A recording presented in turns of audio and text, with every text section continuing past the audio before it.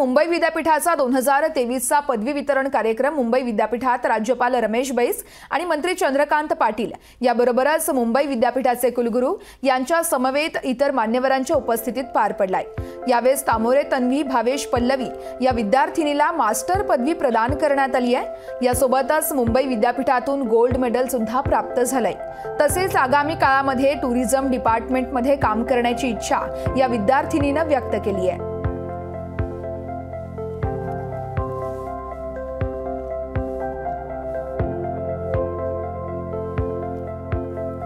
मला आज खूप छान वाटतंय। हे सगळं मी केलेला आणि माझ्या आईवडिलांनी मला नेहमीच पाठिंबा देऊन सगळ्यासाठी एनकरेज केल्यामुळे आज मी हे करू शकले आणि खूप प्रेस्टिजियस कॉन्व्होकेशन सेरेमनी आहे आणि यात आज मला गोल्ड मेडल मिळालं याचं मला माझ्या पेरेंट्ससाठी मला खूप प्राऊड वाटतंय। मला आज खूप छान वाटतंय। हे सगळं मी केलेला आणि माझ्या आईवडिलांनी मला नेहमीच पाठिंबा देऊन सगळ्यासाठी